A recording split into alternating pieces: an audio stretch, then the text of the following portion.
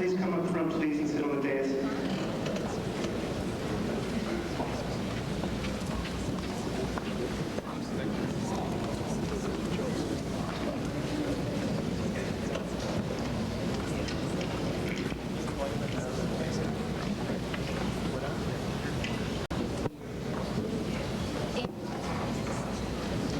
Good evening, ladies and gentlemen.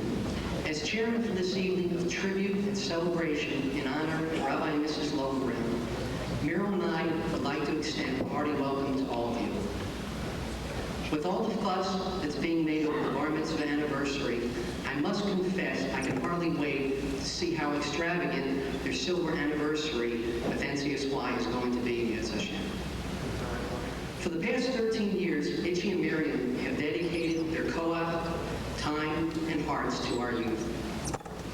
This evening is but a small token of gratitude and admiration we feel for this special couple. It gives me great pleasure to call upon our very own Danny Tarragon, Youth Commission Chairman of NCSY, who will be the master of ceremonies for the evening. Danny, of course, needs no introduction to any of us. Muriel and I would just like to inject a personal note of thanks and appreciation to Danny for always being available with advice and support, but most of all, for trading in his light blue tuxedo for the black one he's wearing tonight. Ladies and gentlemen, Mr. Danny Tarragon.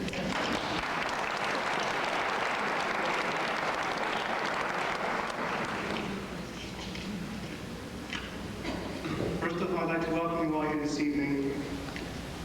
This is a very special evening for all of those that are involved in NCSY. This specialness goes back 13 years, and in this room there are many people that have been involved not only for the past 13, but even before that, and can show great appreciation and understanding to see just how far this region has come in the past 13 years. This in large part is due to the direct efforts of our honorees, Chief Miriam Lowenbraun, whom without, I can honestly say, we would really not have in the Seaboard region today. They are two very, very special people. And I am extremely proud to be a part of this unique and very special symbol. We've known Chief Miriam for many years, and indeed we know them very, very well. They are selfless people who have given so much of themselves that it is really hard to comprehend the levels to which they go to help fly Israel, and especially our kids. Just for example, when they came, the budget for getting Seaboard was under $20,000. With their strong and inspiring leadership, our budget is now over $200,000. So this is not just a celebration really for Itchy and Miriam, but indeed is a celebration for the entire Baltimore community and all communities that are involved in our region. There are three people that have been very, very involved in helping to make this a successful evening that it is.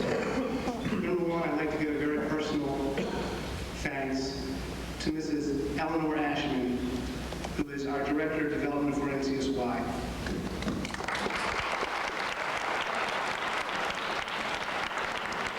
She's been the day-to-day liaison from our office through every aspect to make this dinner as successful as it is. We can really never thank her enough for all the hard work she has put in. We are very blessed to have two co-chairmen with us this evening, Frankie and Meryl Storch. I can honestly tell you that without Frankie and Meryl, there would have been no evening this evening. They have been involved in every single aspect of this evening, and has been their commitment and their love for Itchy and Miriam, which has directed them into every single corner that was necessary to do whatever had to be done to accomplish this monumental feat. We would like to call Frank and Miriam up to the podium for a second, make a little presentation to them. Frank and Miriam, please come up for a second.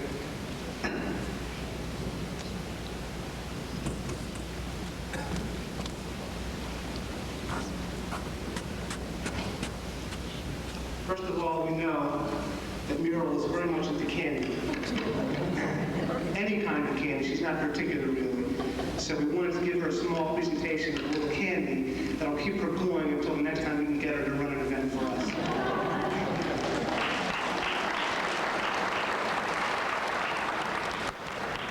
Also, we'd like to present one more small token of our appreciation in NCSY to Frank and Meryl for their outstanding efforts in making this a beautiful evening as it is. Thank you very much.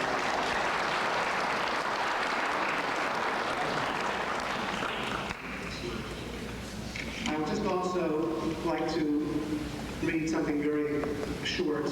An anonymous contribution in honor of the co-chairman, Frank and Meryl Storch, has been given this evening for accomplishing their goal to make this evening an outstanding event for a very special couple. Also, we have received a special contribution from Shlomo and Mindy Spetner, who are the sister and brother-in-law of Frank and Meryl. They have made a special contribution in Frank and Meryl's honor for this evening.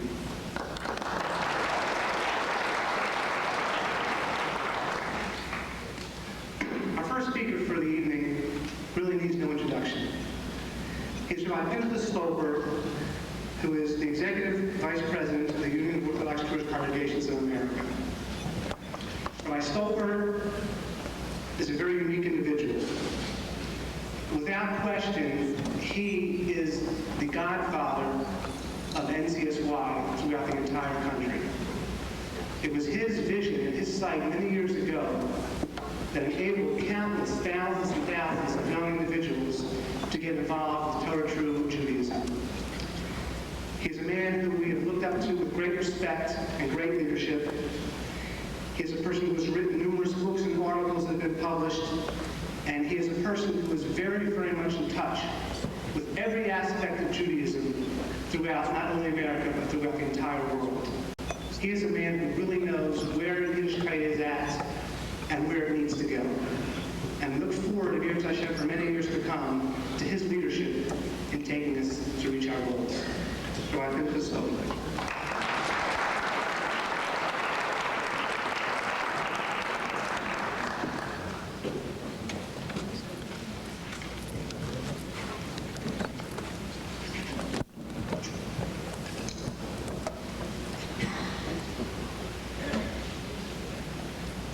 We shouldn't be sitting in such a formal way because we are a family of friends, of students, of disciples, of colleagues, of Ohavim, of lovers, of Talmidim, of students. Therefore, the setting is in itself somewhat difficult. First, though, let me open with the traditional mention of the outstanding people who were here who made this evening possible. Frank and Muriel Storch, Danny Tarragon, Ellen and Noah Weidman, Dr. Nat Fuderal, individuals of national stature who have joined us, the many regional directors of NCSY, Rabbi Raphael Butler, the national director of NCSY, his predecessor, Rabbi Dorf Tam,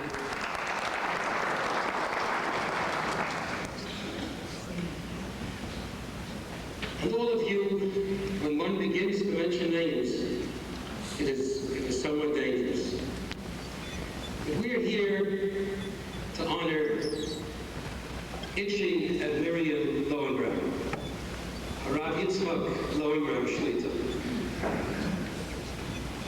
Strange, it's really strange to honor a Rebbe.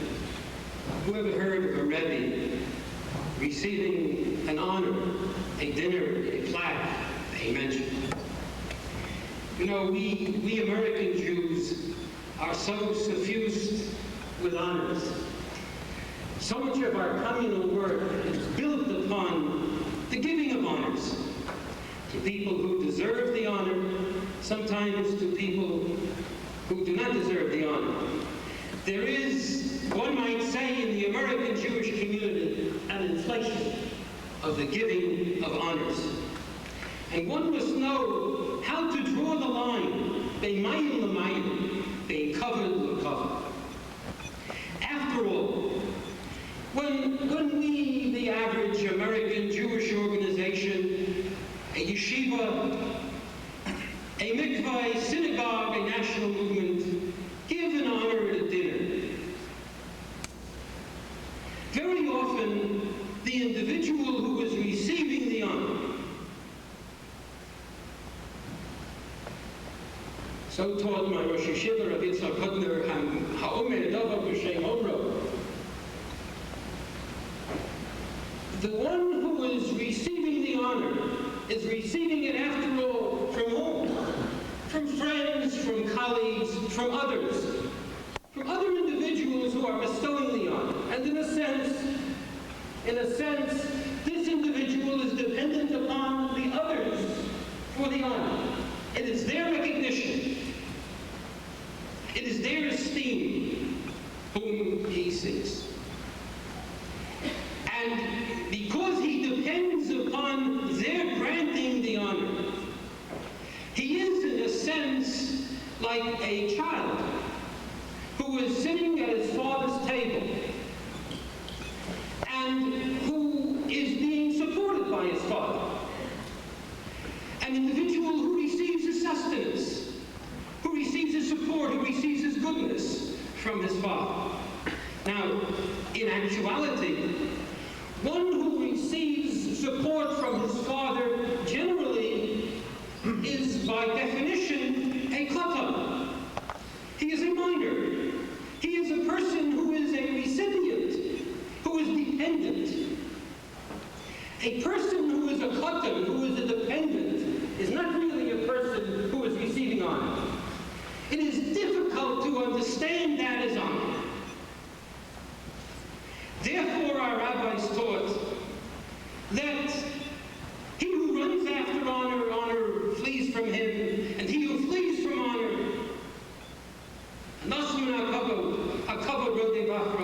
If someone flees from honor, yes, often that person is deserving of honor. But when we speak of honor in truth, what do we speak of? When we see the word honor mentioned in our sources, it is ein kavod el Torah. Honor is nothing else but Torah. And where does the honor of Torah come from but the giver of Torah? Kavodo malei olam. His honor, his glory, the honor and glory of HaKadosh Baruch Hu. That is the honor which fills the earth. The honor which we give to Harav Yitzchak and his wife Miriam is an honor which derives from Torah, an honor which derives from HaKadosh Baruch Hu, an honor which is self-generated, an honor which comes from an individual who does not seek honor, who runs away from honor, an individual who did not ask to be thanked, who doesn't need thanks, who is so sure of that which he is doing, that he knows he doesn't have to be told, he doesn't have to be given a reward. A person who is an oeves habrios, who loves other people, who is therefore in return beloved by other people, who return his love. An individual who is a genuine osek b'tzarchei Seaboard, on the very, very highest plane that one could possibly reach or aspire to. A person who is all chesed, all ahava, all giving, who has surrendered the self, who has in a sense bonded himself with the kavod HaTorah, with the honor of Torah, and with HaKadosh Baruch Hu. A person who for the past 13 years has built a magnificent structure of chizuk, of kiruv, of Torah, who has inspired numerous individuals to become B'nai Torah, to become Talmidei Chachamim, to become leaders in the Jewish community. A person who has built olamos, worlds. Every human being is described by Chazal as an olam katan, a microcosm, who has built numerous worlds, whose concern is always with the yachid, with the individual, not with the institution, not with NCSY or the union as something which is always in danger of becoming self-serving, but who is concerned with Yechidim, and whose interest in each individual is unwavering and unceasing, who is able to bring out the special qualities, the special individuality of every individual. We must call Harav Yitzchak Lowenbraun a great builder, a great planter, not a great builder.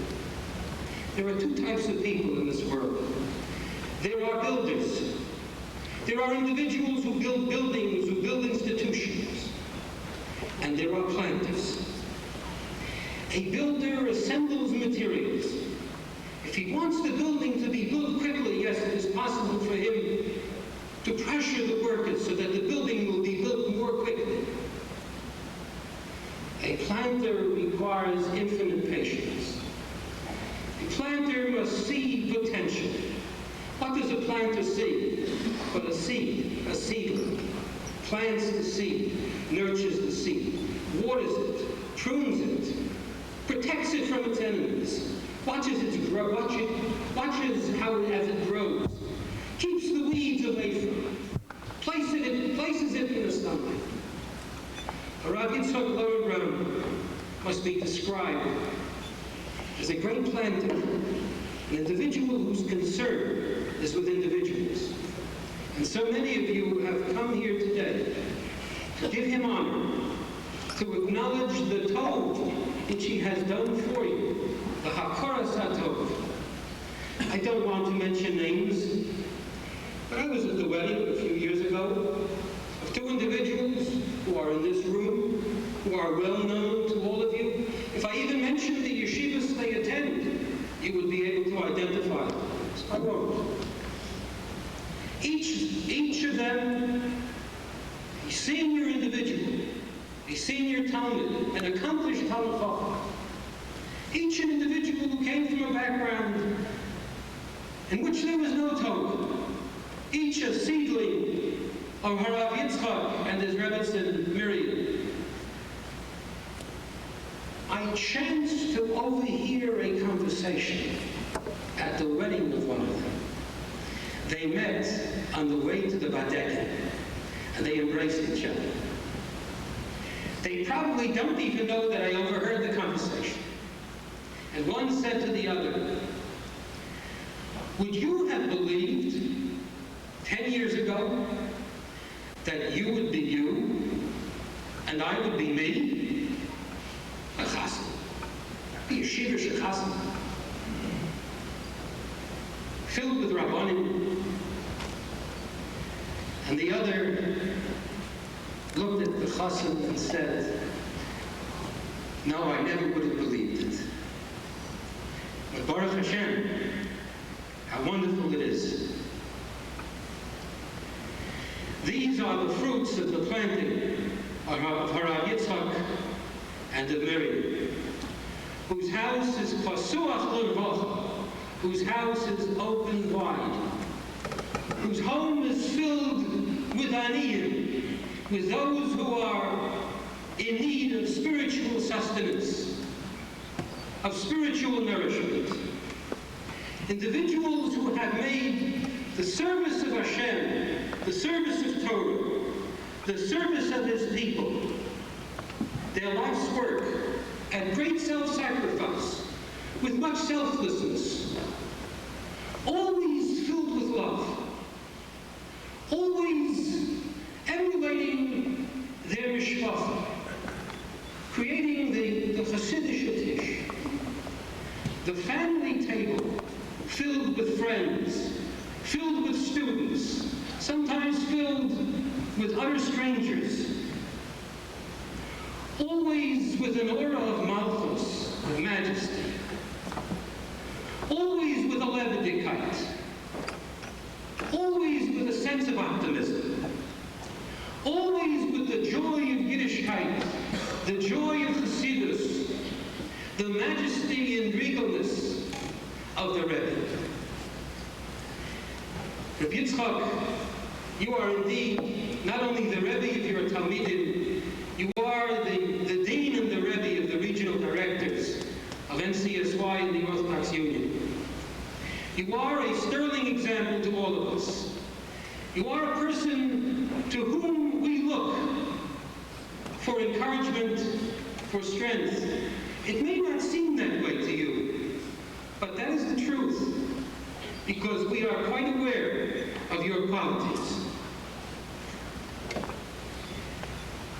Let me conclude by saying that you have taught hundreds of young people the qualities of Avraham Avinu, the ability to stand up against the world, to be different, to be a Jew, a true Jew.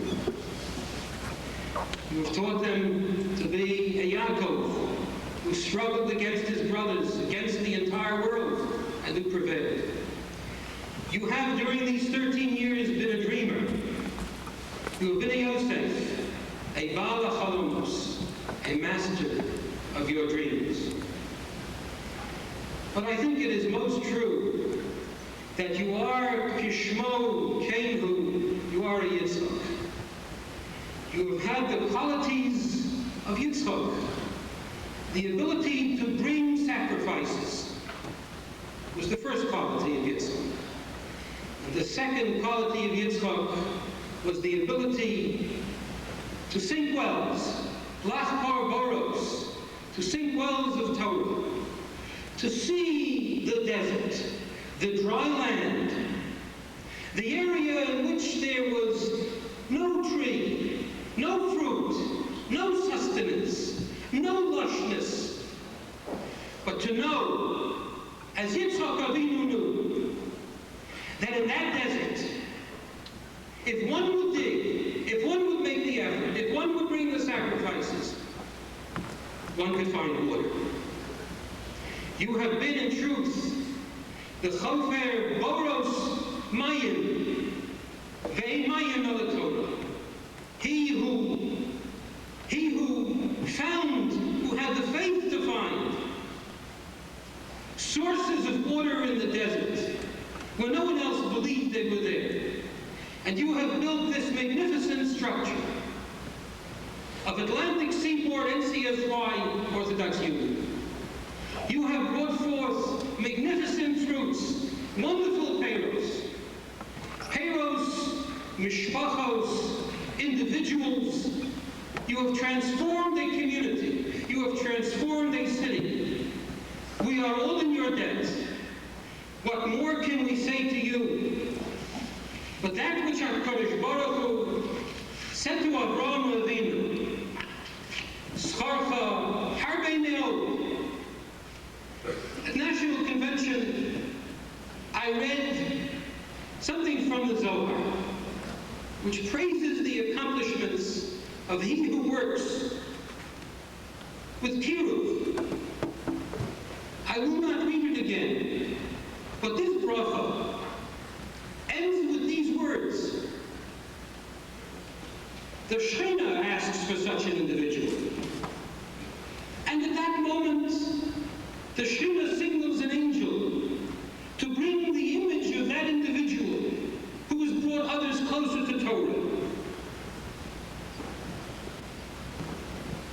And he places them literally in front of the Shekhinah and HaKadosh Baruch Hu.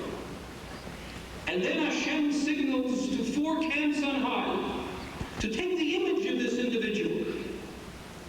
And they take this individual and escort him to 70 hidden worlds, which no other individual is privileged to enter, except that individual who engages in the work of kiruv.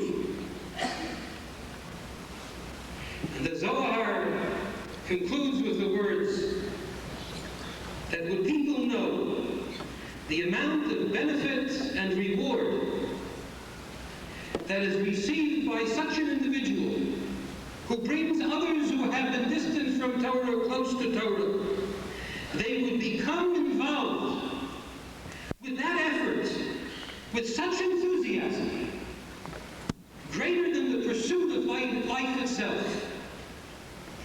I think that is the message that you would bring to all of us who are assembled, to join you in this effort to receive those rewards which are reserved specially in the Shemayim and in this world for an individual who is involved in kiruv, who is involved in the holy work of NCSY. For indeed, Scharcha Harbe Me'od, may you always be blessed.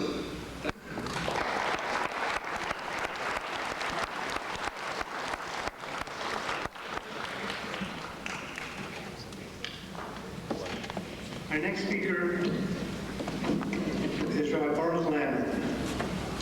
Rabbi Baruch Lanner is a very unique individual. He is the regional director of the New Jersey Eitz Chaim region, which indeed is the largest NCSY region in the entire country. Together with that heavy responsibility, he is also the principal of the Hillel High School in Deal, New Jersey. Actually, these are 2 jobs which need 2 separate individuals. But Baruch, with his unique God-given talents, is able to handle them both. And I might add, in a very, very high level, he is succeeding where others may never be able to approach. He has been the director of Eitz Chaim region for 14 years. He and HE have the zechus of being the directors the longest in the entire country. So I think it is very fitting that we have a few comments from someone who really knows and shares the pains and the agonies and the simplicity and the beauty of seeing what it is to build a region. And I would like to present to you Rabbi Baruch Lanner.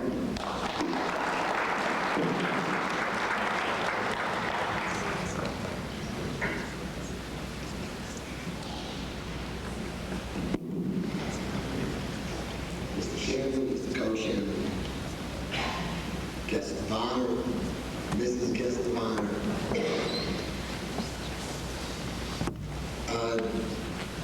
Danny said it very, very correctly.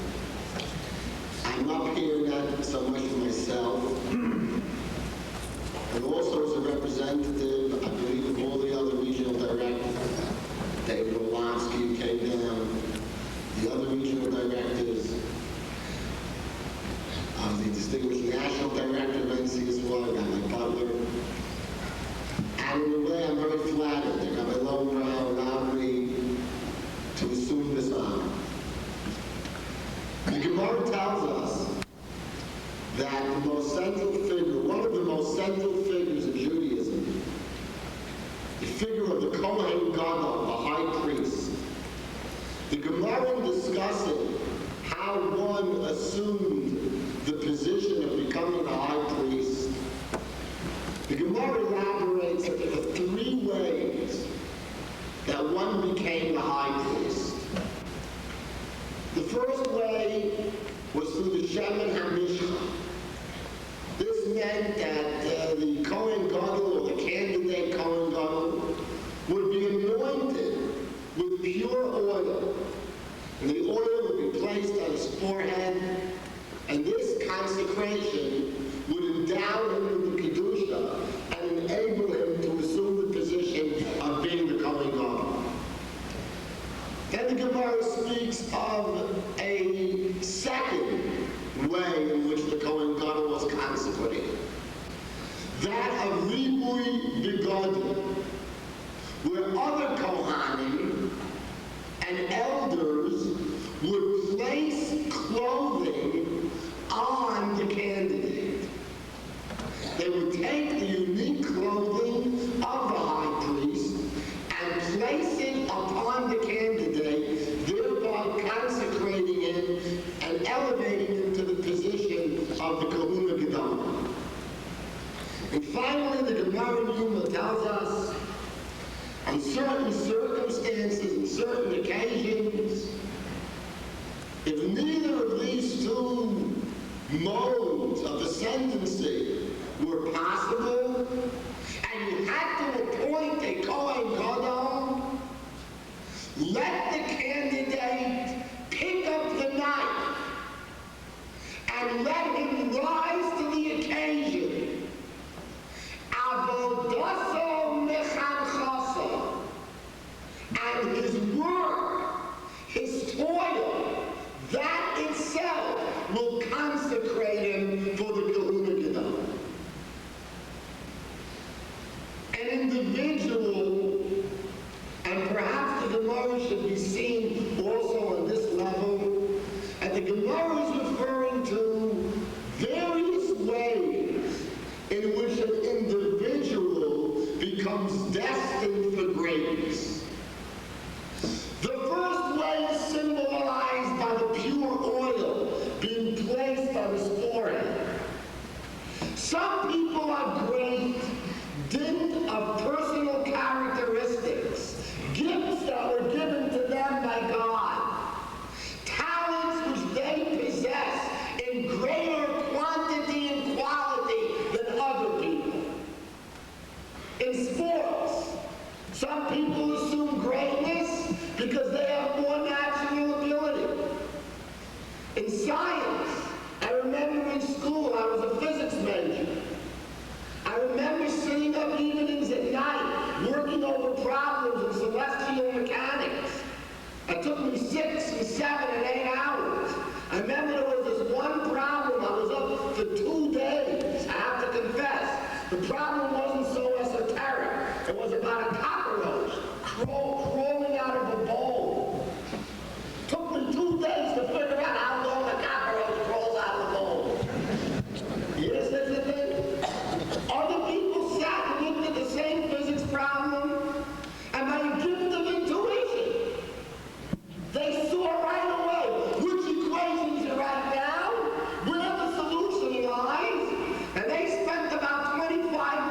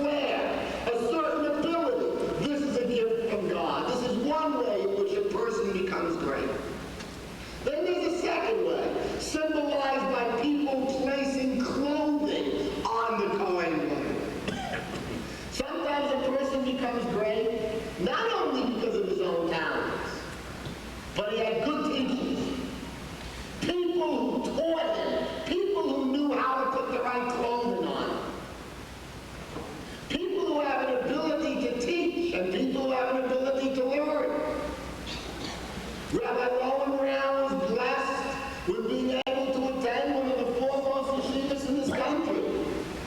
He absorbed Torah from his Rabbi. He picked up methodology. He picked up law. He picked up knowledge. This too makes him great. He wears the clothing that other people have placed upon him. But then there is the last and final vehicle for assuming greatness. Picking up the knife and doing what has to be done. So many people allow their talents to remain potential energy. Rabbi Lowenbraun picks up the knife and he does the job. He works. He has youngsters at his house every weekend. He spends hours upon hours and has some idea of the time commitment that this takes. Being a regional director isn't a babysitting service, running a few Shabbaton in. People ask me, what are you doing all summer? I say, I have to get ready for NCSY. People ask, what does NCSY do during the summer? There are no Shabbatons during the summer. People think that an NCSY region falls out of heaven like the third temple. It's just going to come down by itself. The temple will, NCSY will not. A person has to build this temple. And he has to build it with his own sweat, his own blood, his own sacrifice. Avodato mechanchaso. This is what Rabbi Lowenbraun does. And this is the final decisive element if a person will truly become great. His ability to sacrifice, his ability to do whatever must be done to accomplish the goal and to accomplish the mission. When other people quit, and other people walk out, and other people resign, Rabbi Lowenbraun gets started. Quitters don't win. And winners don't quit. And Rabbi Lowenbraun's a winner. And Rabbi said, oftentimes when Rabbi Lowenbraun and I get together, we talk about our different regions. The problem is always the same, support. Getting people to understand what NCSY is. Getting people to understand the work that we do. The tremendous burden that falls on a person's lap when he has to raise a budget. And all the time, people are always saying, boy, the cost of NCSY is so great. The cost of having Rabbi Lowenbraun and all these programs is so high. Just imagine the cost of not having Rabbi Lowenbraun and not having this program. I dare say that cost will be far higher and far more staggering. You people of the Atlantic Seaboard NCSY, you're very fortunate. And I must say, I'm very jealous of the Baltimore community. Not because of the Orient. I still think the answer is that. But I'm jealous because you have Rabbi Lowenbraun. You benefit from him, but in a different sense, we all benefit. Rabbi Lowenbraun, Mrs. Lowenbraun, may it be God's wish, on behalf of everyone in NCSY, may it be God's wish that he should continue to give you the good health so that we all can continue to reap the fruits of your very hard labor. And Rabbi Lowenbraun, we all do love everyone in NCSY.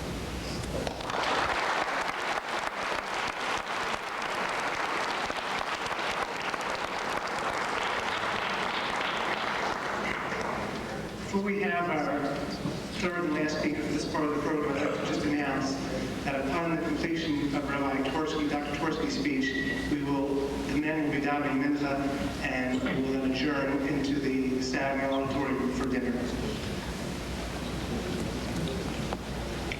Rabbi Dr. Rabbi Torsky, our next speaker, is the clinical director of the Department of Psychiatry at St. Francis General Hospital in Pittsburgh, VA. He is also the director, founder, and the director of Gateway, which is a drug and alcohol abuse rehabilitation center. He is a man who has written 6 books. He has been a pulpit rabbi in Milwaukee, Wisconsin, and he's a man who is nationally respected for his wisdom and his understanding in all aspects of Yiddishkeit. Representing the Lowenbraun and Torsky family is indeed a real privilege for us to have him address us. And I now present to you Rabbi Dr. Rabbi Torsky.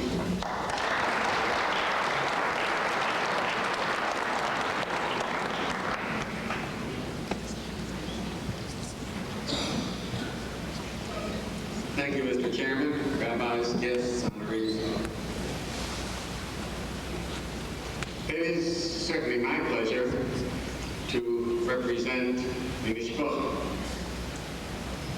our immediate family, Tversky family, and I will take it upon myself also as the only speaker from the family to represent the Lowenbraun family as well, in extending greetings to Rabbi and Mrs. Lowenbraun, as many know them, to Itchy and Mimi, as others, and certainly as we know them. The Gemara tells us that if one gives a gift to another, he must inform him of the nature and the character of the gift. The recipient may see what he is getting and yet may not be fully aware of the value of that gift. And I think that our families, in addition to feeling a great deal of pride at having provided the Jewish community with a very precious gift in Itchy and Mimi, that we really ought to tell you what the characters, what the nature of those gifts are. But part of the character of those gifts is that they do not want their characters and their natures and their praises to be sung. I will therefore just mention one quality, not because I wish to single it out, and certainly both Mimi and Itchy have many, many more fine qualities and characteristics, as the previous speakers have pointed out, but the one which is so essential as one which we must all emulate. Their work in kibbutz, their work in attracting people, young people to Torah. The Talmud tells us, one loves another person and then is able to bring him close to Torah. Itchy and Mimi were both blessed to have absorbed teaching from very great masters. They sat at their feet. They sat at the feet of our brother, their father and father-in-law, an unexcelled master of Torah. And they heard from him traditions which were handed down for generations. The greatness of tzaddikim, what Ahavas Yisrael meant. And they heard him tell the story which we heard our fathers of Chanukah tell us,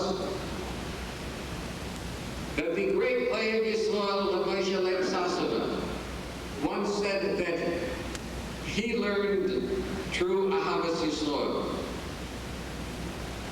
from two drunks in a beer garden.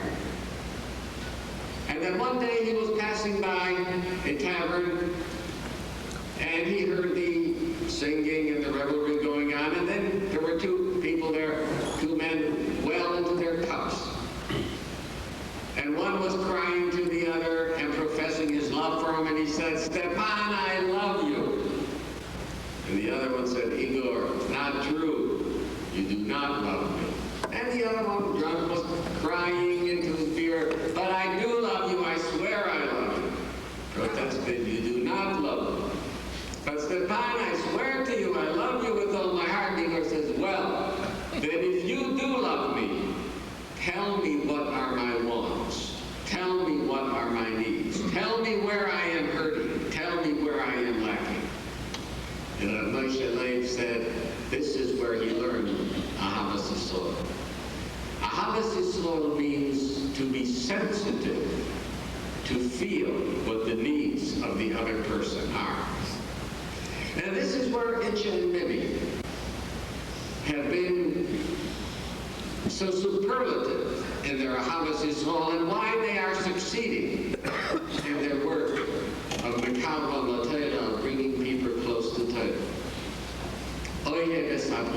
Because they had that kind of love that comes from a sensitivity of being aware of what these young people need. And the young people sense that Itchy and Mimi feel what their needs are. And this is what attracts them. But just as one must tell when one gives a gift what the parameters and magnitude of the gift are, so one must also know what are the treasures, the values of something like NCSY. What are Itcha and Mimi working for? And you say, well, now wait, to a group like this, one does not have to tell the importance of NCSY. Not true. You may think you know, but all that you do know is not yet enough. You have heard my introduction. The work that I do in psychiatry, the work that I do in alcohol and drug rehabilitation,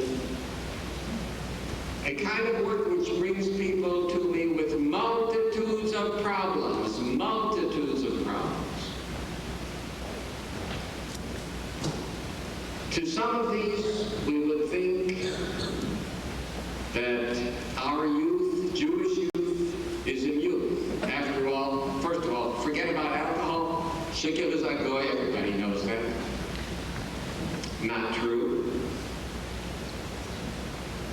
Problems of alcoholism and drugs that surround the population in epidemic form. Baruch Hashem that our incidence is so much lower, but the malignancy is beginning to creep in to Jewish population centers. And although one who lives a Torah true life should be immune, the onslaught is so great that it is a very, very severe struggle. And in the struggle, there have been some losers. There have been victims. And I wish to tell you that if it was ever understood what Moshe Rabbeinu said, "Hachayim v'hamoves nosati lefonecha," that in giving us the choice between a Torah way of life or a non-Torah way of life, the choice is Chayim and Moves, life and death. This is no longer figurative. This is literal, life and death. That is where the choice is. And our kids are exposed. Our kids are vulnerable. They can no longer be permitted to be isolated. They must have the strength and the support and the ongoing encouragement and the ongoing reinforcement of NCSY, of Itchies and Minis, and the many others that are participating in work such as this. When I was a child and I learned in Chumash, and my Rabbi taught me about Seaboard and Avodah, and we heard the Midrashim about it, it was like a joke. I mean, people never lived like that. We have Seaboard and Avodah today, very, very real. And why were Seaboard and Avodah destroyed? For being wicked? For being dens of iniquity? After all, weren't there other sinful populations? Seaboard and Avodah were different.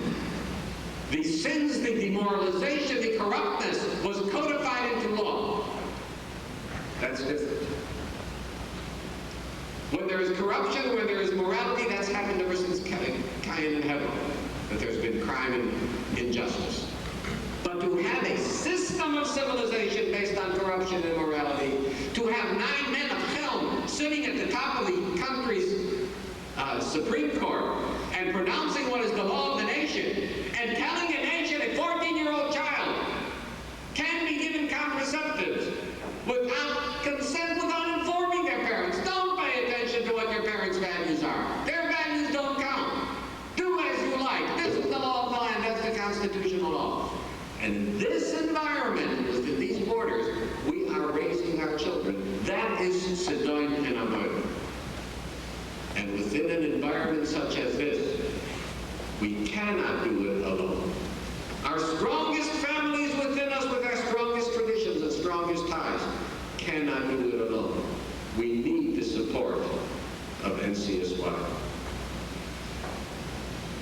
And Itchy and Mimi also heard our father Zachman Lochatel, his interpretation of the vision of Moshe Rabbeinu with his snap, with the thorn bush where Moses saw, Moshe Rabbeinu saw the bush burning, and he said, I will go down, let me go down and see this wondrous phenomenon that the thorn bush is burning, and yet it is not consumed by flame. And then as he came closer, Hashem appeared to him, and he said, that I am the God of thy forefathers, Avraham, Yitzchak, and Yaakov. And our fathers of Tfilloh used to say, the thorn bush is the Jew who, like a thorn, is without fruit, without leaves, without shade, who happens to be barren of all productivity. And yet we found that in the times of the Inquisition, Rabbi Yaakov says that whereas the greatest philosophers and sophisticated Jews found ways of rationalizing their conversion, was the simple folk, those who knew no chachmas, who went on Kiddush Hashem and sacrificed themselves at the stake, rather than renounce their Yiddishkeit. And Moshe Rabbeinu wondered, where does a burning passion like this for Yiddishkeit come to a senet, to a thorn bush, to someone empty of Torah mitzvahs? And Hashem appeared to him and he said, Anochi Elokei Avraham Avicha, Yitzchak v'Yaakov. The Kedusha and the neshama that the Oves Avraham, Yitzchak, and Yaakov implanted into their future generations, that is a spark and a nucleus within every Jew, within every Jewish child.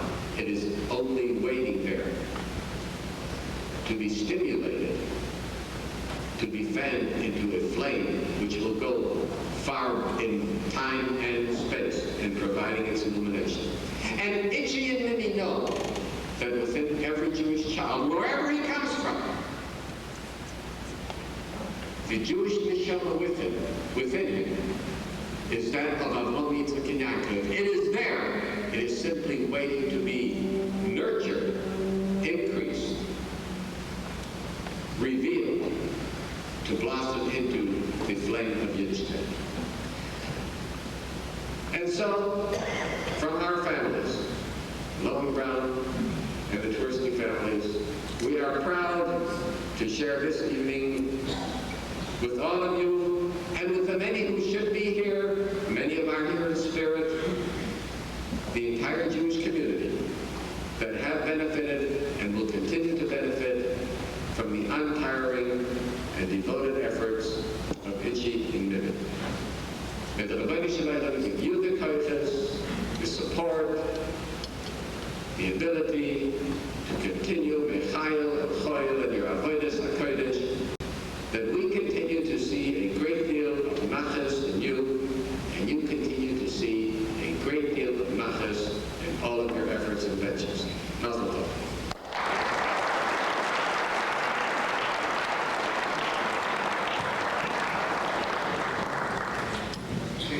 on, be davening mincha, and we will adjourn to the stagger for dinner. Let me see the connection.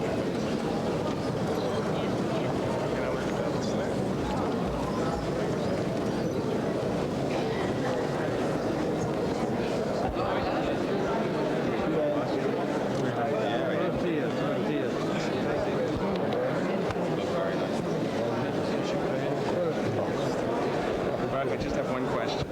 Where's the Gemara? We'll be starting mincha in about 2 minutes in the hallway.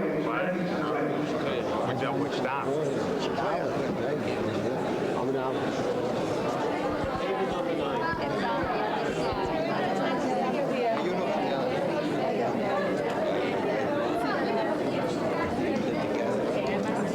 I'll see from here. I didn't know who to call today. I needed a ride. Oh, I wish I would have known. Ed took you here. I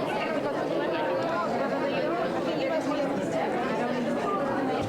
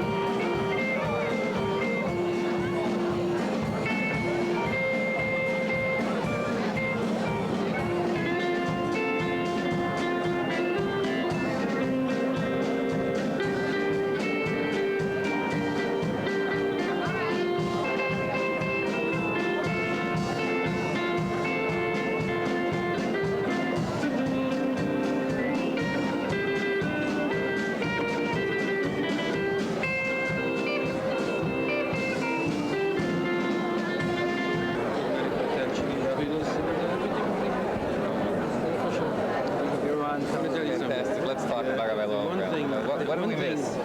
We have learned from this, Yes. aside from the glory and splendor of the occasion and of the guest of honor, is that this region should run a dinner every year. This should be the first of many.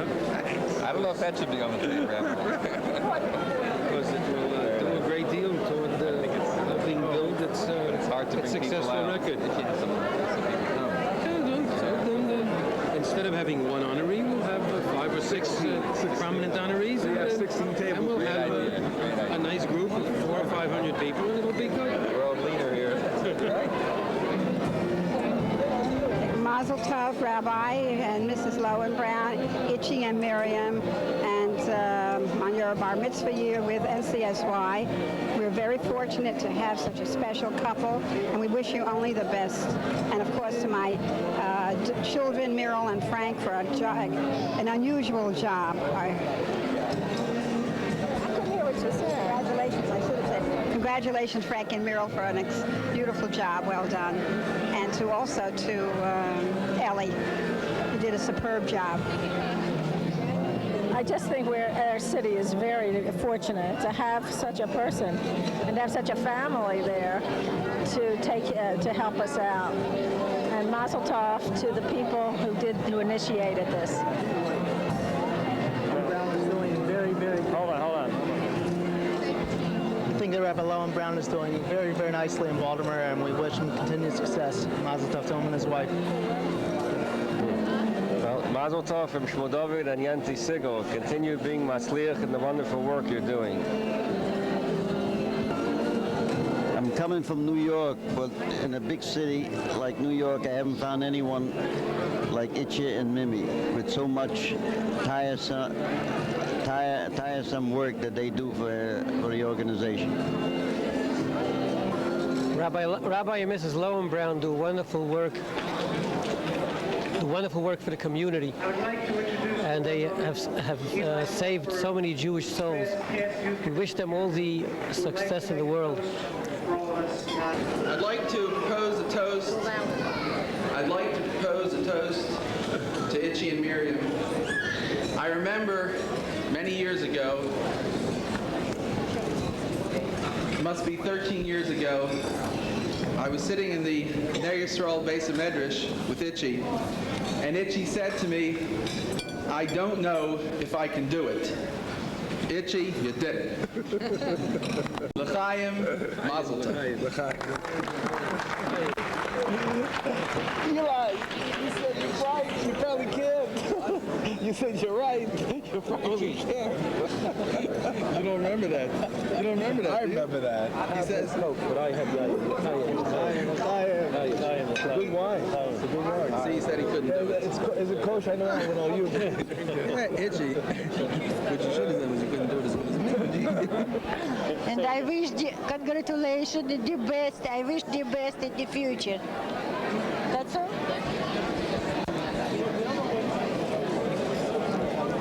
A hearty mazel tov to you, Rabbi and Mrs. Lowenbraun. You well deserve the honor that was given to you tonight. We are grateful to you for your inspiration to our youth. And thanks again, and may this be the beginning of all joy and happiness for you and Miss and Rebbe Brown. Director of the National Conference of Synagogue Youth, Rabbi Rayful Butler. Rabbi Butler is the man responsible for NCSY at a national-wide level. Let's make believe over here, Rabbi Lander. We'd like to, I'm doing this interview, and we would like to use this time to get Rabbi Butler's view of Rabbi Lowenbraun from a national perspective. Rabbi Butler, how are you? First of all, congratulations on your becoming a father. Thank you very much. Rabbi Butler, could you please tell us, in your opinion, how would you characterize Rabbi Lowenbraun's accomplishments to NCSY? Rabbi Lowenbraun's accomplishments are limitless, as you are well aware. Thank you very much. You know, Rabbi Lanner, we're talking here to someone who has spent a similar number of years in the organization. Rabbi Lanner, maybe you could give us a perspective of what Rabbi Lowenbraun was 13 years ago. Skinnier, yes, more hair, yes, and better looking. Inspirational, Rabbi Lanner. Thank you very much.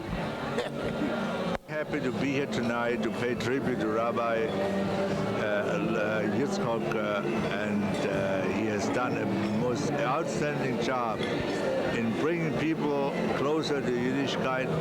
His effort, his tireless devotion and dedication is exemplary, and we wish him a lot of koyach and energy to continue his work for many, many years.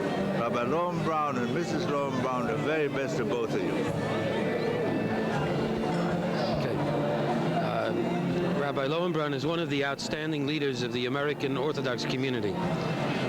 Not only has he inspired hundreds and hundreds of young people to commit themselves to Jewish study, observance, leadership, and involvement, but he serves as a great example to the rabbinate in America of a person who is idealistic, imaginative, hardworking, and who has found the ability to solve many of the problems which confront our community. We wish him many years of strength and success in the future. Rabbi Lowenbraun is sitting next to me, and since you asked me to say some nice things about Rabbi and Mrs. Lowenbraun, I have no choice. Okay, this is the 6 o'clock news, Baruch Tav. It is truly a privilege and an honor to be here tonight at a dinner which pays tribute to two of the truly unsung heroes of the Jewish people. And it is my fondest wish that the Ribono Shel Olam should give them the strength and the courage to continue doing their leadership work on behalf of the Jewish people for many, many years. Thank you. All we needed was David Lukens to write this. Listen, I was listening to what they were saying. You know, this is Esterson for doing all of our publicity pictures for us. And a special thanks to Yankee Brock for getting the letter from President Reagan for us, which is in our journal. You can see that. But the rest are very nice after. No. The rest of it, some other things are very nice. There have been a few additional donations presented to NCSY this evening. I'd like to mention a few names. I hope I admit no one. Mark Volk sent in a donation in honor of Itchy and Miriam, David Nancy Roth, Elsa and Morris Lussman, Leonard Peretz, and Mrs. Porter all sent in contributions, especially now, in honor of Itchy and Miriam Lowenbraun.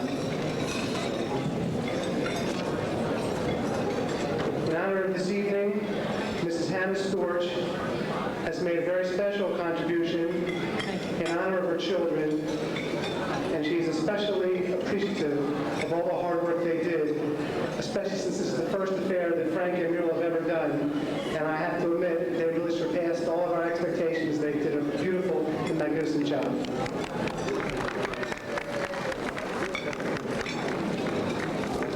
There are a few people who I would like to acknowledge, specifically their presence.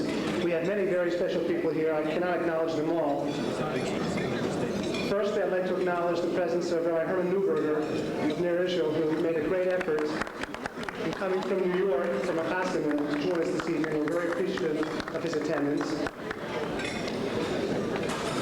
I would also like to acknowledge the special NCSY OU people who have come here from over the country. We have with us Rabbi Rafal Butler, the National Director of NCSY. We will be hearing from him very shortly. We have Moshe Krupka, who works in the national office. Along with Regional Director Rabbi Baruch Leonard of New Jersey, we have Rabbi David Orlovsky, the Regional Director of Long Island. Rabbi and Mrs. David Orlovsky are here. We have Rabbi and Mrs. Nosson Westreich, who are the Regional Directors of the Midwest region. And we also have Jordan Most and Mike Zucker representing the New York region. We'll hope next time to bring the missus with them. We thank you for coming, and as Itchy just told me, next time we hope to bring your missus together with you. Both of you. We also have with us this evening Ms. Barbara Hoffman, who is our senator from the 42nd District. She would like to read a declaration. She's our state senator, and she would like to read a declaration from the state. Barbara?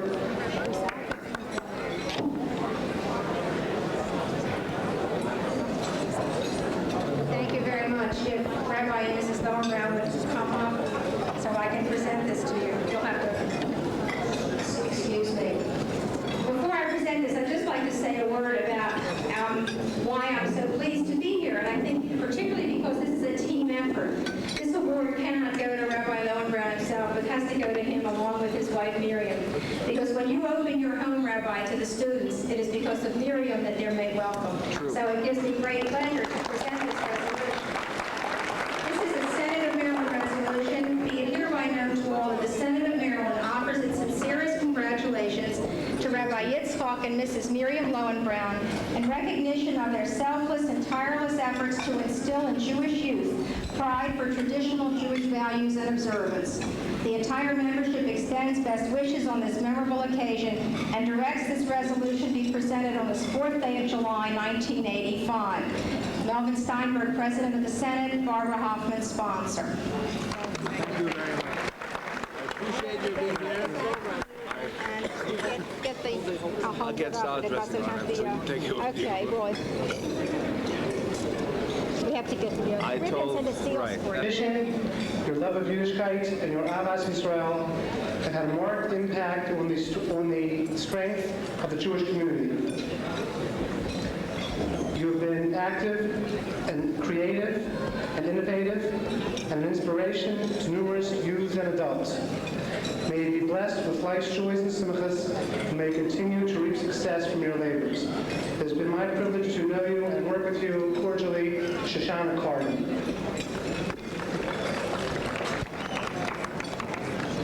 Dear Rabbi Mrs. Lowenbraun, words cannot express Frederick's appreciation for your years of wonderful, inspiring work in and around our community. We are truly grateful and wish you mazel tov and further hatzlacha. Beth Shalom parents, Frederick, Maryland. Dear Rabbi Mrs. Lowenbraun, we share in the accolades you received tonight. Best hatzlacha, sorry we cannot be with you. Rabbi and Mrs. Sam Finkelstein. One more, dear Rabbi and Mrs. Lowenbraun, best hatzlacha. We know that this evening is dwarfed by the years of personal satisfaction you have had in touching the lives of our young Jewish children. Best hatzlacha, all the cousins. At this moment,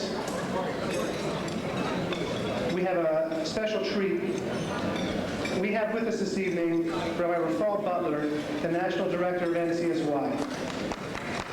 His wife had a baby girl last week, and I think after 4 boys, he's still trying to figure out what it is, what he has to do with the girl.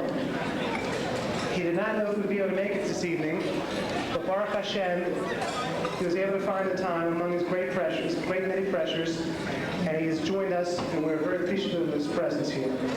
I'd like to present to you Rabbi Rafal Butler, who, believe me, is a source of strength to Atlantic Seaboard region. He is directly involved with many of the projects that we do, and without his advice and his help, his financial help and all other kinds of help, we could not be as successful as we are. We owe him a great, great debt of Yesher Koach, and we're thrilled that he has found the time to join us this evening. Rabbi Rafal Butler.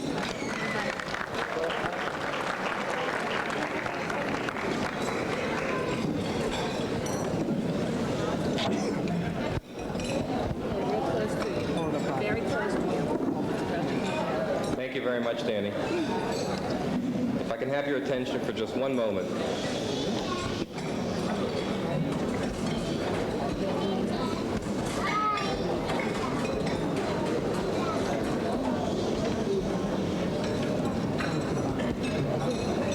When our Torah speaks of leaders,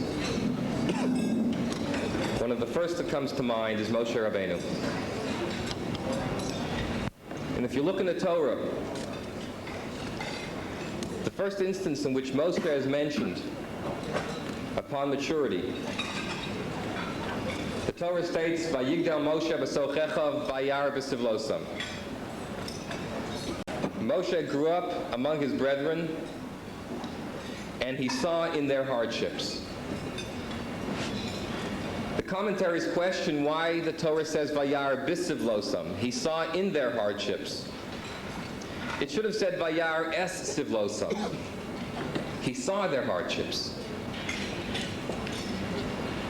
And one of the commentaries explain that Vayar b'sivlosam, he saw in their hardships, means Nasan eino v'libo lios meitzar aleihim. He didn't just see the problems. He put his heart and his soul, he put his entire being into their difficulties. It's interesting that this is the first mention of Moshe Rabbeinu.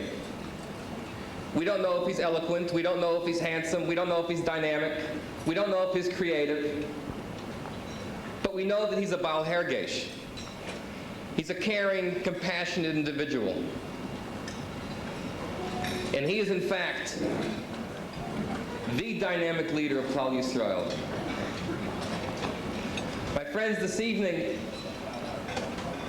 we've heard of the dynamism, of the success, of the tremendous capabilities of the guests of honor. We've heard of their caring concern. We've heard of their open house. We've heard of the programs. We've heard of the activities.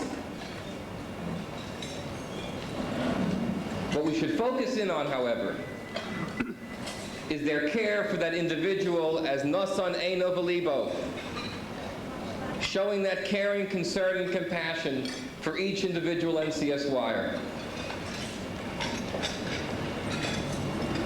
Everyone always asks, how many members are there? How many kids are being affected?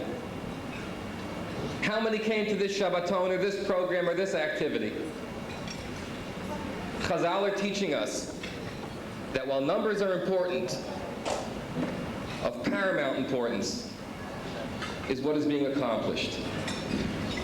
And therefore, on behalf of everyone in NCSY, what Rabbi Yitzchak and Miriam Lowenbraun have accomplished, what they have taught us, how they have inspired us to be nosein our lave in our eyes, and to succeed on a personal level is most inspiring. And I thank them both for allowing NCSY to have the zechus of working with them. Thank you.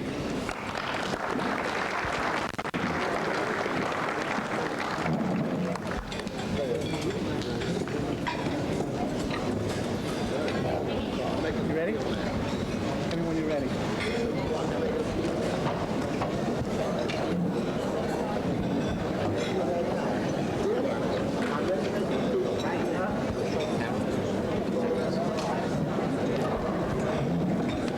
Ladies and gentlemen, in a few moments,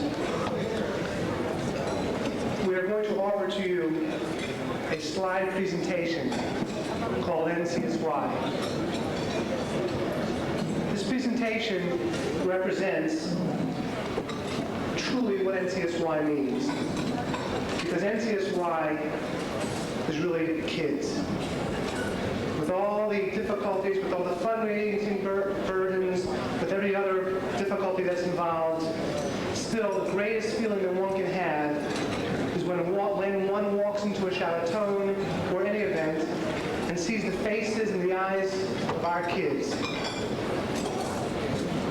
And beautifully enough, having been at many, many Shabbatons, it's always gratifying to walk into an event on a Friday afternoon and just pick out a particular young person, boy or girl, and see where they're holding at their levels of Yiddishkeit.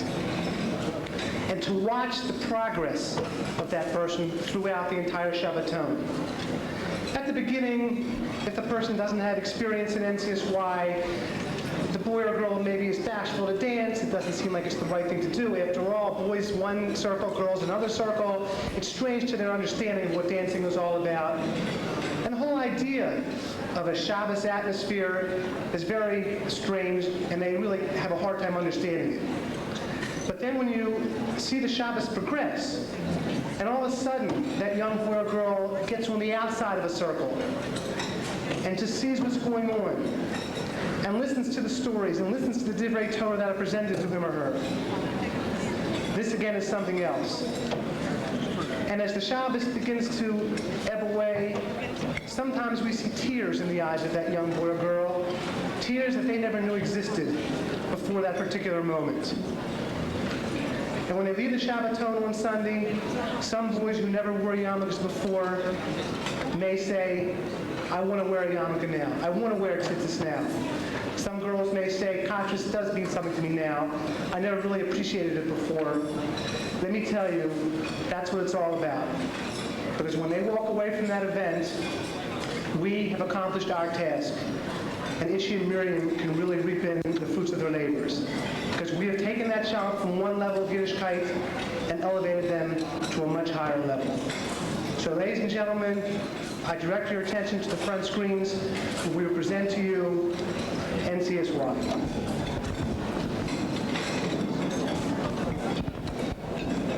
This past week. Please write soon. I need some type of connection to keep me going until the next Shabbaton. Gratefully yours, Bruce. Dear Chaim, as you know, NCSY has become a very important part of my life. I'm already counting the days until the next Shabbaton. And I'm not going just to meet guys and have a good time, but because it is a place where I feel like I belong. Nobody will make fun of me because I am Jewish, because I wear skirts, or because I keep kosher. I always feel so moved during the Shabbatons, and lately it's been happening more than ever. I have to be honest and admit to myself that deep down I really want to become more committed like my family, but it's still hard. I admire people who can make that commitment. Their lives are so satisfying, and that's what counts. You know what I think the problem is? When people find out I come from a religious home, they assume I have all the faith I need. That's it. It's just assumed. But it's not always the way it is. People are surprised my dad teaches Hebrew, is a rabbi, and here I am, not really caring one way or the other. Just because my family may be Orthodox doesn't mean I'm automatically like them. You know my friend from public school, Sharon? She has lots of faith and belief. I don't know where she gets it from. It's amazing. Sharon's theory is, whether or not I go to a yeshiva school, I know what I want to be, and that is a Torah Jew. I would rather be able to learn in a yeshiva, but if my parents won't let me, it still won't stop me in my commitment and growth. At the last Shabbaton, during the Saturday night program, I was so moved and thankful and proud to be a Jew that I turned to her and told her I want to take a bigger step to Torah living. Not because my family lives that way, but because I want to. She told me I was making the right decision, and every time I'm going to take a step backward, she reminds me of the Shabbaton. If I'm going to do something good, I want to do it for myself, not for you and not for her, but because I want to. Don't get me wrong, your talks and answers to my questions really have changed my attitude. I look forward to them so much. I now say Moshe almost every morning and Shema every night. Well, davening is another story, but I'm getting there, I hope. I've become so influenced by the Shabbatons, by you in the sessions. I now have a picture of how I want to be when I get older. I know what I want deep down is to be religious, but what I don't know is if I can handle it or not. I am so unsure, and it's just so hard to all of a sudden make a total commitment. Honestly, I'm scared and confused. I really don't know how I'm going to end up, but it feels really good to know I feel like I belong somewhere. Things are looking up, but I'm still rather confused. I'll do the best I can, and in the meantime, hold on until the next Shabbaton. Love, Dina. Dear Rabbi and Mrs. Lowenbraun, having just gone to Israel a few days ago to spend a year of Torah learning, you and NCSY are very much on my mind. As I davened Auschwitz this morning, the voices of 20 NCSYers in Lancaster echoed through my mind. As I said Olenu, I envisioned Elisa trying so hard to get the girls to class, to get them involved in the davening. And as I listened to Abdallah, I saw the look in Anna's eyes as she looked into the flame of the candle, and I remembered her later asking me what pasuk everyone said out loud so that she could say it to herself the next time at her own pace. I know I'm miles away, worlds apart, but yet I feel so near, so close. I'm beginning to realize how much hero work there is to be done and how many people are reached, and sadly enough, how many are not reached. It also made me aware of how necessary and valuable NCSY is, and it brought me to write this letter, to express a long overdue thank you to both of you. Mrs. Lowenbraun, your sincerity, warmth, and boundless energy never ceases to amaze me. So many people lean on you for encouragement, advice, a warm smile, your cheerful personality, and your unabashed patience. I've drawn so much strength from you. I want to tell you that there's no one in the world I'd rather be like than you, a true Asian child. Rabbi Lowenbraun, I don't know where to begin. Little does anyone know, but in essence, you molded my life. I've learned how to be a better person by just watching you. You've inspired me to grow, to soul search, and to constantly better myself so that I can help others. You've shown me how to care for others as I care for myself. I want so much to be Makar kids, to share my Judaism with them, to bring them closer to God. I want to reach those kids before they get to the hotel, to answer their questions, to show them where to go, what to do. The power of NCSY is so strong. I want to add to that force. I'm learning so much now, both in and out of school, but it's worth very little to me if I can't use it.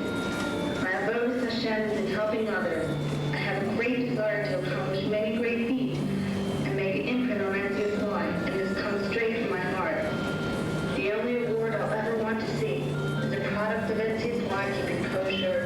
Shabbos, B'Chamisha Torah and Mitzvahs.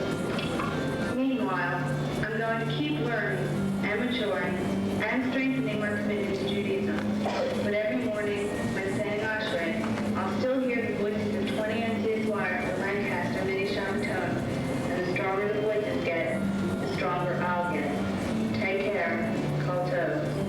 Love, Leah.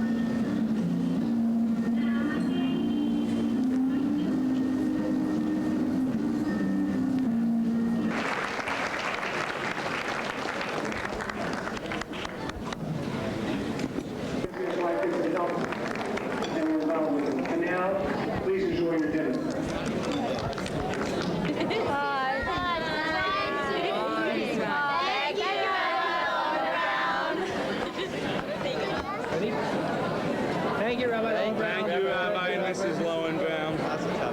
Mazel tov. We love you, Rabbi and Mrs. Lowenbraun.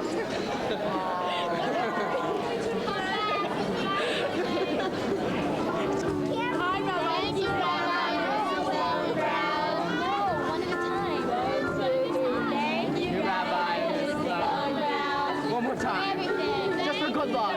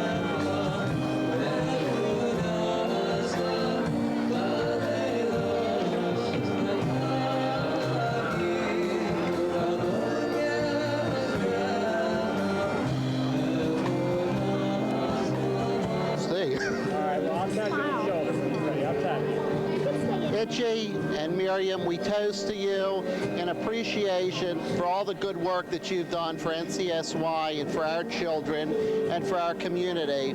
And we wish you 120 Yar, and you should always have a lot of health and happiness for you and your family. We love you and keep up the good work.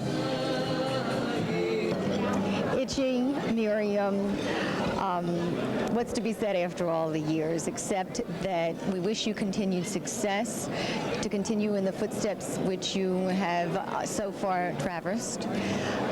When I think of what you've done, Itchy, and all the beautiful words that have been spoken this evening, I think back to one of the very first evenings when you came to a meeting to our home. And the meeting ended around 11 o'clock. At that point, you picked yourself up and you were walking out the door, and just casually you mentioned that you were going up to visit a sick NCSYer, someone who was in the hospital who lives in Wilmington. And at that point, my reaction was, my goodness, this is not an ordinary person, somebody who is doing much more than what his job description is. And that memory will stay with me forever. That was my first reaction. My second reaction was, my goodness, here it is, 11 o'clock at night. What kind of a wife is going to put up with this kind of shenanigans? And the more I got to know you, Miriam, the more I realized that this is your nature, to do whatever the two of you can to be Makariv people. We wish you well. We love you both. I just want to add that watching the slideshow a few minutes ago brought tears to my eyes, because it made me realize even more strongly the influence, the very positive influence that you have on young people's lives, and that's a precious commodity. Your ability to influence people, your ability to bring them closer to Yiddishkeit, it's something that is priceless. And hopefully God will give you the strength, both of you, to continue to use this tremendous power that you have, this tremendous gift that you have, and bring more of our Jewish youth back to their heritage. Mazel tov. First one, Rabbi Nosson Westridge, former wrestler at Pikesville Senior High School, who due to the love of one man now reaches out to youth and Torah barren communities throughout the Midwestern United States. The same love that was passed on to him from his teacher many years ago. But there's more. There's so much more.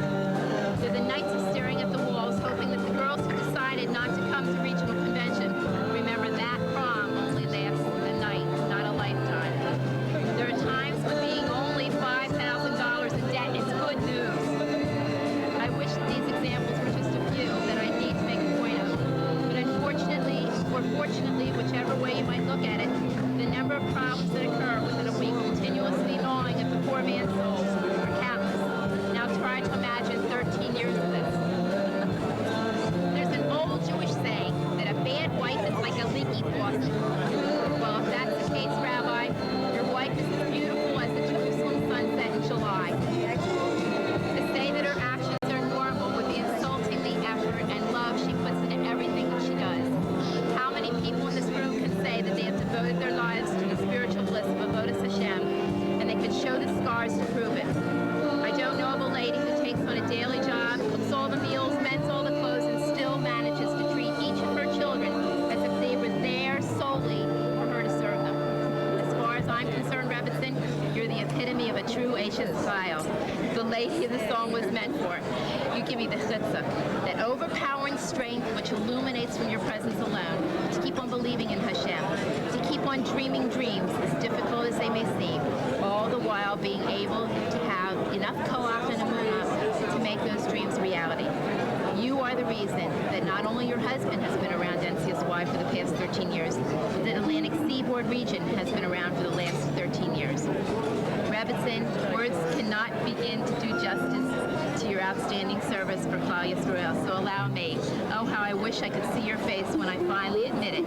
Rebbitzin, I love you. I don't know, but it's awfully long. As far as you're concerned, Rabbi, I'll just come straight out and ask, how do you do it? Where does the love come from? Ladies and gentlemen, most of you think that you know the man, but the truth is you only know the myth. I've seen the laughter, I've seen the fear, I've seen the love, and I've seen the tears. Still, through all the politics and the money headaches he may go through, nothing gives him more happiness than children. His children, your children, because he's dedicated to a dream, to a desire, and to a cause that for him will never end till our final redemption, where his love overflows. The pasuk says, "Ach tov v'chesed yirtfuni kol yemei chayai." May good and kindness chase after me all the days of my life.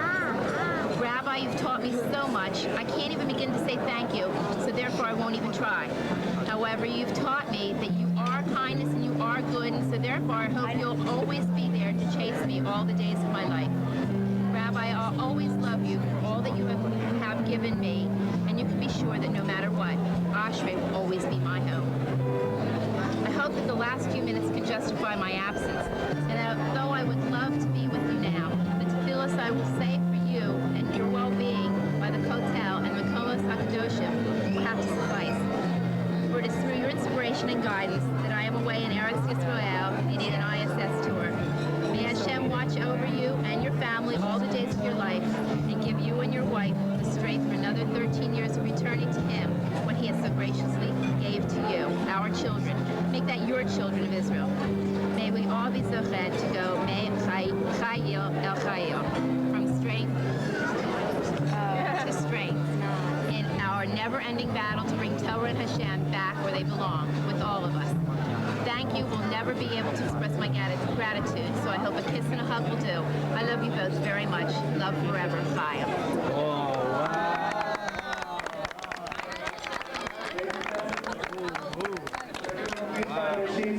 That's very nice. Wow. And I promised him that I present it to you. Thank you very much. Very nice. Hold it to me. I don't want to get the dessert.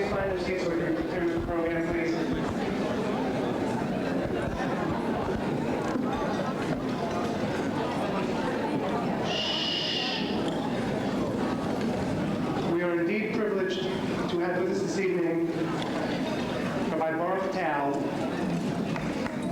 who is the past National Director of NCSY and currently the Rav of Beth Abraham Yaakov in Toronto, Canada. When Rabbi Tal came to the shul a couple of years ago, the shul had barely a minyan. Now his shul has, Baruch Hashem, over 200 families. They have over 30 shurim a week, and they are a vibrant Torah community in Toronto. He is the current president of the Vaad HaRabbanim in Toronto, and perhaps more than anyone else in this room, he understands what's happened in Atlantic Seaboard throughout the past 13 years.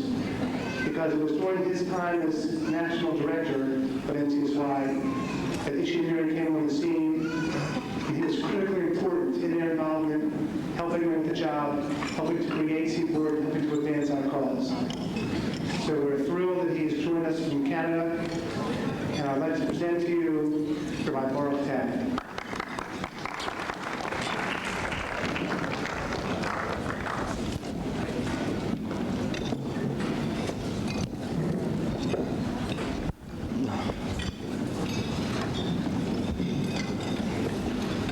It's a pleasure to be here this evening to join in the tribute to Rabbi and Mrs. Lowenbraun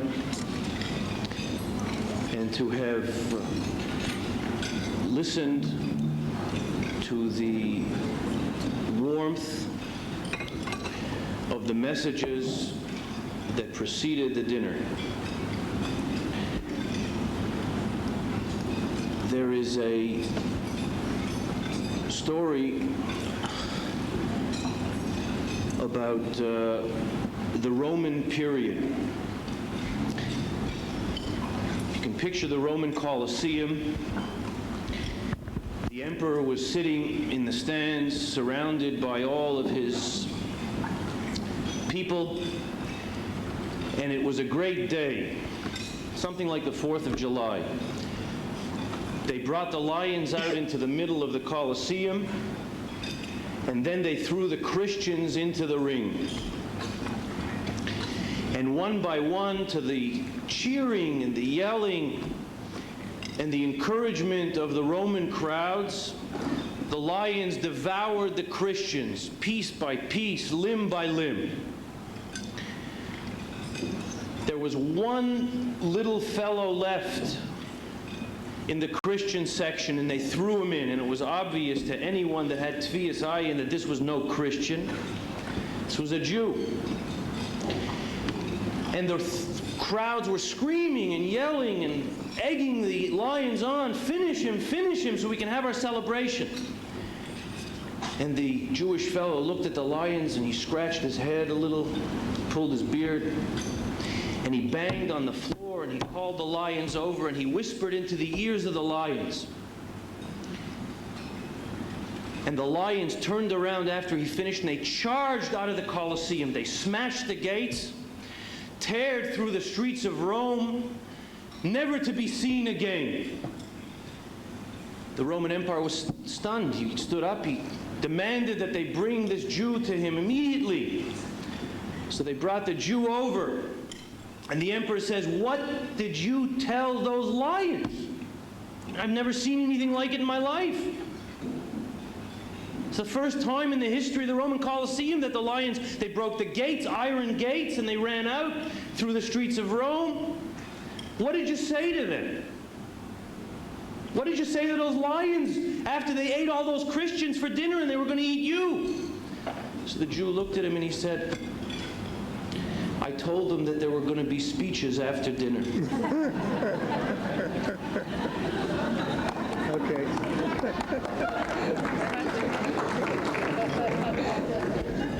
You're clapping now, but there are going to be speeches after dinner.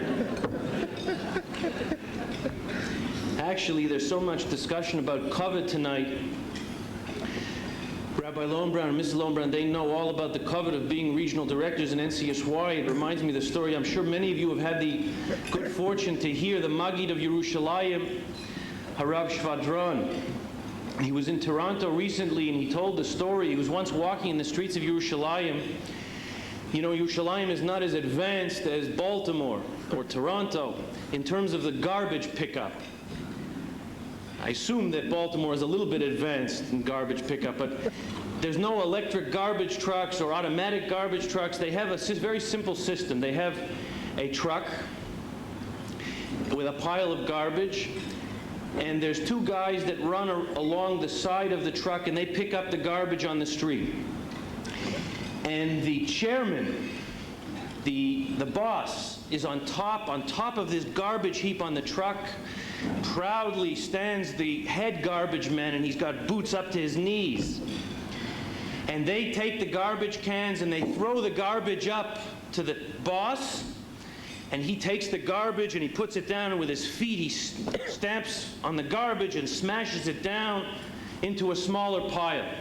So Rav Shvadron said he was walking the street in Yerushalayim one morning and he heard the two assistants as they were running and huffing and puffing and picking up the garbage, and one said to the other, "You know, you've been doing this for 10 years, don't you aspire to be the boss like this fellow up there? You could be up there, stamping the garbage with your feet." So the other fellow said to him, "Listen, ich such nicht kein kavod. I'm not looking for kavod."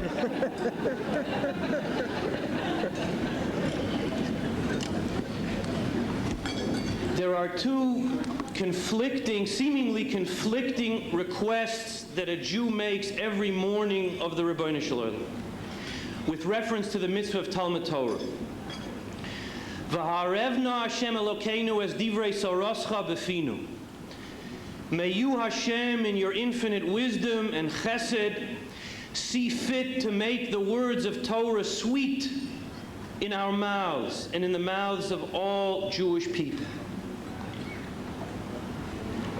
Yehi ratzon milfanecha Hashem Elokeinu shetargileinu b'sorasecha. And then we ask the Chonein L'Adam Das, that he should make the words of Torah ragilus, like its English derivative, regular in our mouths. Sweetness and regularity seem to conflict. When we think of a request for the words of Torah to be sweet in our mouths, sweetness conjures up images of hischadshus, of newness, that we should approach the study of Torah with a sense of adventure, with a sense of excitement, with a sense of newness. And then regilus, he should make it regular. Regularity is anything but newness. Fact is, I'm sure it is obvious to all of you who say the Tfilloh, These tefillahs are not in contradiction of each other. They don't contradict each other. They complement each other. The first request that a Jew makes when he approaches a new level of Torah scholarship, a new Masechta, or for the NCSY or his first Shabbos, the prayer on his lips is for the excitement and the adventure of entering into the world of Taraso. And after rolling up his sleeves, after application and diligence and amelus b'Torah and chazara and review, the request is shetargilenu b'sorasecha, that this Torah that I have accomplished should be second nature to me. It should be a part of me. I should be misragel b'Torah. And then he's on and back to square one. Request number one of the Eibishter. Va'arevna Hashem Elokeinu. As I approach the next level in my commitment, make it sweet, make it exciting, make it fresh and alive. Allow me to see everything, as the author of this Dvar Torah, Rav Yitzchak Hutner Zatzal, pointed out, with the eyes of Maaseh Bereshis. A testimonial such as the one we are all participating in this evening is a pause between one level of Va'arevna and another of Regilus. It is a moment where this strange admixture of the sweetness of Torah and the regularity of Torah come together. We pause to pay tribute to such a moment and to such individuals that have provided the moment. Rabbi Itchy and Rebbetzin Miriam truly bespeak this twofold bracha of Birchas HaTorah in their own lives. I mean, NCSYers should not be deceived and think that you can teach Torah without learning Torah. The fact that they have in their own lives set a model and a beacon of Limud HaTorah, Amelus b'Torah, steiging in Torah and in mitzvah observance. The fact that they have been motzi others, that they have said the brachas mila b'mila, word by word, with those who could not even read the words of Birchas HaTorah. The creativity that they have given to the word kiruv in America defies description. But this twofold bracha, as we enjoy it, as it is dispensed from their home, they come by honestly. Those who grew up in New York, or perhaps those who found themselves in New York for sure, are familiar with one of the landmarks of Brooklyn, Lowen's Bakery. Now, Brooklynites know Lowen's Bakery because the food, the bread, and the challah and the cake is the finest. But what many people don't know is that Mr. Lowenbraun, Zichrono Livracha, and Yibodel Michayim L'Chaim, Mrs. Lowenbraun, Vifel B'nai Torah gegessen challah, how many aniyim, poor people, and koilalite had bread on a Monday and a Tuesday and a Shabbos on credit, imaginary credit, from Lowen's Bakery. That the Gedolei HaTzadikim of our generation every week were delivered a Shabbos from Lowen's Bakery, week in and week out. Mention was made before of Harav Shlomo Twersky, Zecher Tzadik V'Kodesh Livracha. Rabbi Lowenbraun's Shver, Miriam's father, their Rebbe. And the Rebbe of Atlantic Seaboard region.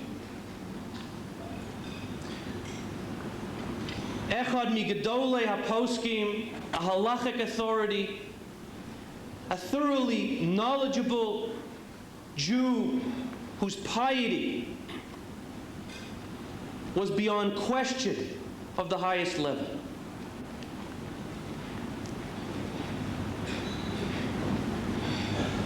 The influence of Miriam's mother, the Rebbitzin, creating a home environment of Torah and mitzvahs,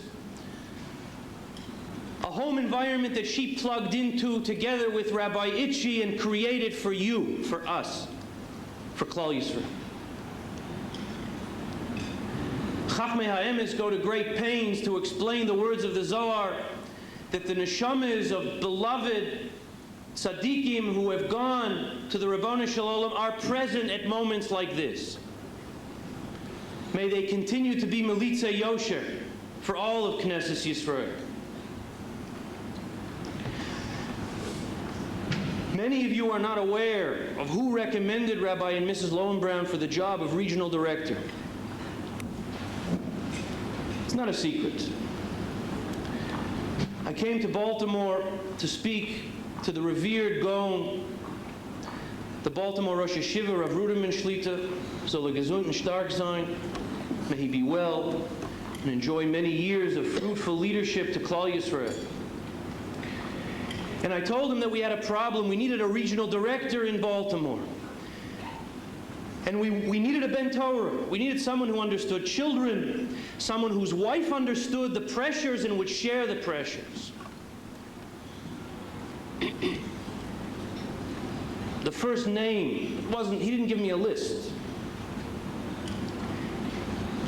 Yitzchak Lowenbraun. He said, I know he has tremendous experience in the camps. He has a name from the summer camps. The kids love him. Speak to him. So I went. I pulled him out of the base medrash. You heard from Eli Schlossberg before. Trepidation, haltingly, but by the time he was finished, not only was he on top of the table, demanding a commitment to Shabbos and mitzvah observance, but by the time he finished, every kid in the room was dancing and screaming and singing the words of Shema Yisrael, Hashem Elokeinu, Hashem Echad.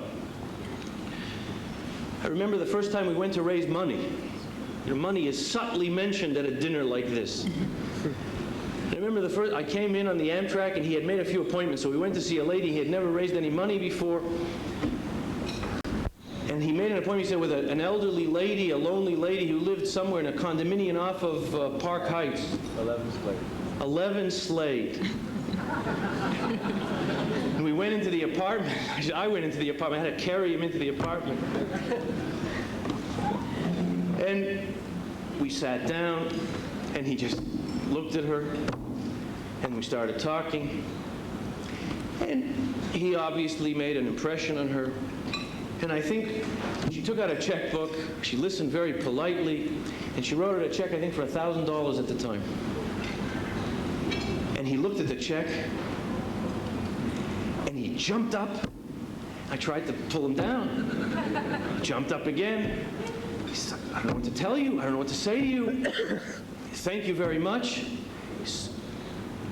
Tell me, do you keep Shabbos? Is your house kosher? What can we do for you?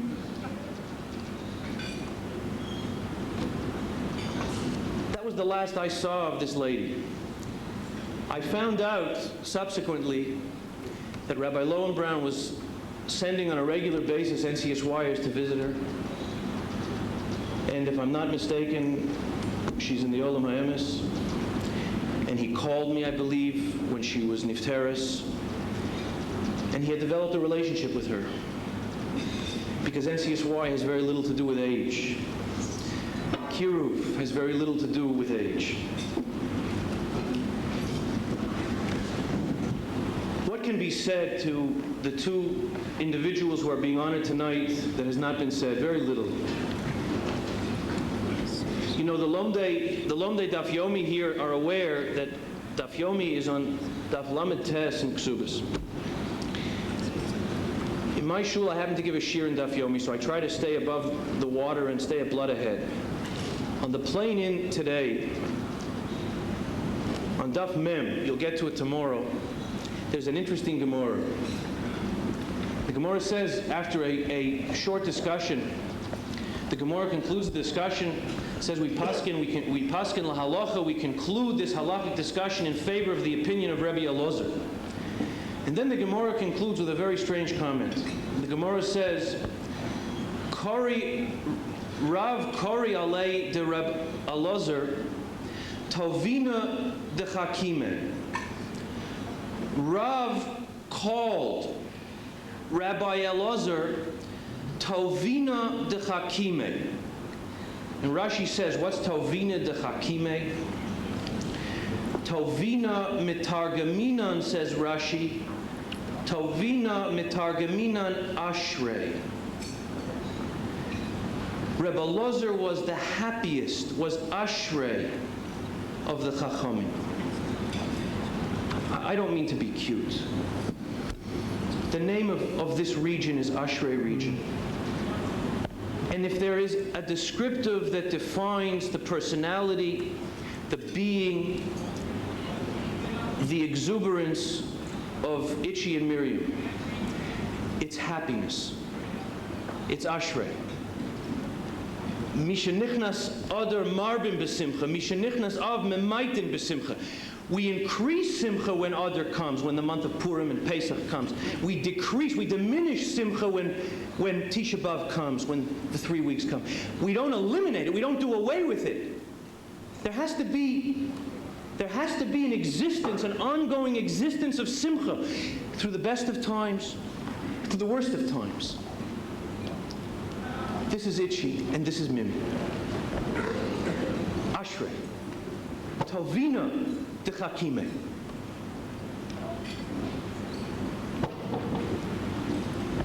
I think the two people to my left would feel a lot better if I spent a moment addressing the issue that we as anti-assimilationists are here for, because after all, what more do Rabbi and Mrs. Lowenbraun want from all of us and from all of the youngsters in NCSY, if not to instill in them a love for the learning and the living of Torah,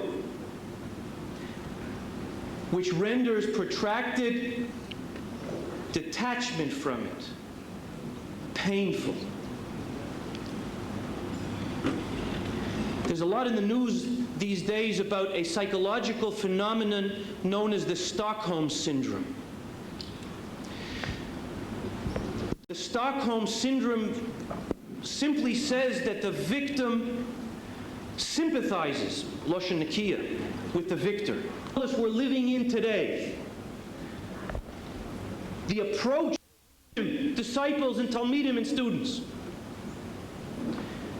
One good thing obtained from this melodrama. The product of assimilated America knew one thing. The center of Jewish survival was not some obscure organization. It was the American synagogue, and that's where he came. And that's where the great merger took place.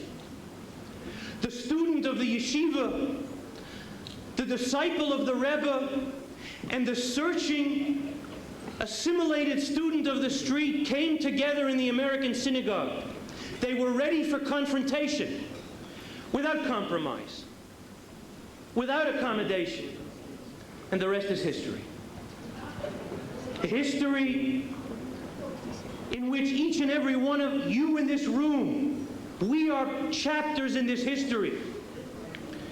And Rabbi and Mrs. Lowenbraun are in large measure editors. Striking phenomenon that we experience in our time. Ever since the Torah was given on Har Sinai, the pendulum moved in a direction away from the mountain of Sinai. We are witnessing today a reversal of the pendulum which is returning to Maimon Har Sinai. The merger is taking force. The Baal Tshuva with the Ben Torah. The Talmud of the yeshiva with the searching student of the street. The disciple of the Rebbe with the mystic from the university. girl searching, groping with the bus Torah. Hundreds upon hundreds of children and their parents with Rabbi and Mrs. Yitzchak Lowenbraun.